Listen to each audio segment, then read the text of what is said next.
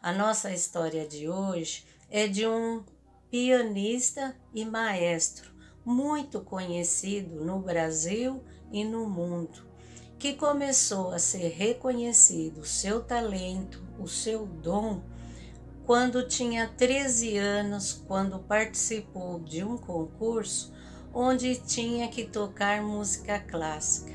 E ele ganhou esse concurso tocando música de Sebastian Bach. E daí abriu as portas para ele poder iniciar uma carreira de pianista. Já começou com sucesso, mas aos 20 anos começou a sentir tremores nas mãos e foi ao médico. O médico, depois de alguns exames, diagnosticou que ele tinha distonia muscular, onde os espasmos que ele tinha na mão eram involuntários, ele não conseguia controlar. E com isso, não daria para ele tocar. Mas ele não desistiu. Ele tinha certeza que tinha nascido para fazer não sucesso, mas fazer uma coisa diferente, fazer uma coisa que ele gostava de coração, de paixão. E continuou. Começou a fazer exercícios com o seu cérebro, para controlar o cérebro, porque o médico disse que isso era do cérebro que vinha esses contatos que ele recebia na mão, que eram involuntários. Ele daí passou a se controlar a mente para não ter esses espasmos, e conseguiu. E foi assim a carreira dele. Muito reconhecido, muito aplaudido nos teatros, mas aos 30 anos sofreu um acidente. Estava jogando futebol e fraturou uma das mãos, aonde ficou com muita sequela, mas com fisioterapia, além da doença, teve que fazer fisioterapia para poder melhorar a mão. Mas desistiu do sonho? Não, continuou com seu sonho de tocar piano. E assim foi, sendo reconhecido, fazendo sucesso, tocando música que envolvia as pessoas, tocava com o coração, sempre de bom humor, sempre falando no bem, que a música era a vida dele. Quando foi aos 45 anos, depois de muito sucesso, foi para o mundo afora, estava na Bélgica, foi fazer uma apresentação, porque lá ele já era reconhecido como o melhor intérprete de Sebastian Bach no piano. E fez essa apresentação, foi muito aplaudido, um público muito grande. Quando saindo desse teatro, foi assaltado, e os assaltantes agrediram ele na cabeça e nas mãos, onde machucou as mãos novamente. E daí começou um início de muitas cirurgias para recuperar as mãos, para ficar melhor, para poder tocar. Pensou em desistir por conta das dores terríveis, porque ele tocava, e quando ele tocava com as mãos as mãos com as sequelas de tudo isso que ele passou, e com a doença, continuando com a doença, porque a doença não tinha cura. E ele, mesmo assim, não desistiu de tocar e continuou a sua tarefa, porque ele falava que era uma missão, como ele disse numa frase que depois eu vou ler. E ele, quando foi com 55 anos, o que aconteceu com ele? Teve um tumor em uma das mãos, na mão esquerda. Daí teve que fazer cirurgias novamente e se recuperar da mão. E com isso foi ficando cada vez mais difícil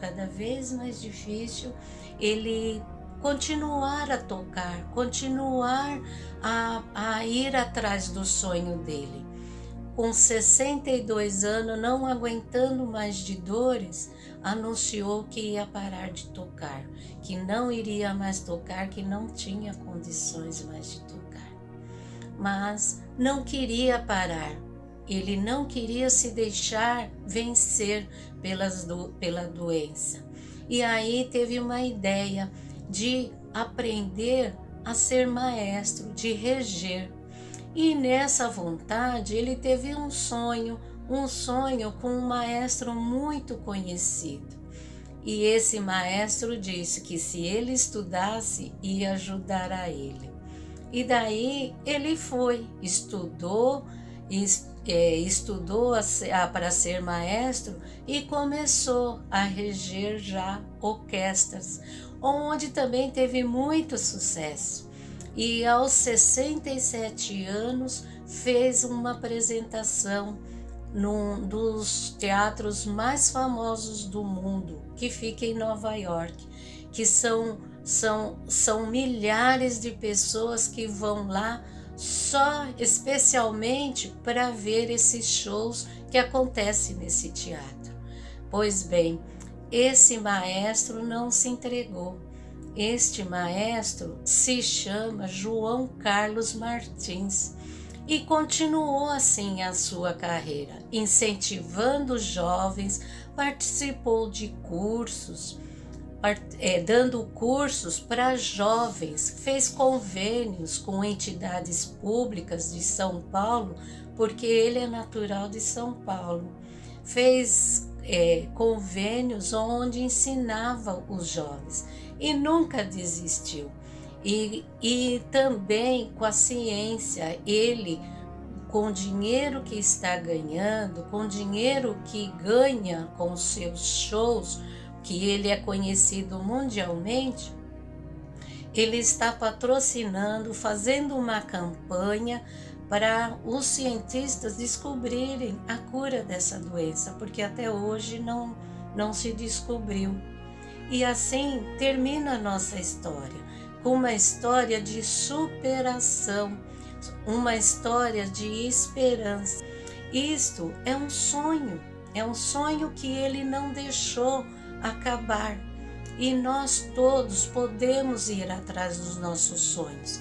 Temos limitações? Temos, mas podemos superar as nossas limitações, que está ao nosso redor e conosco mesmo.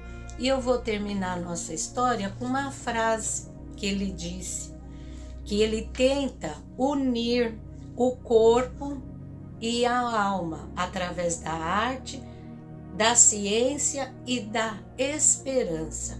E que ele fala que é uma missão de vida muito mais do que um objetivo.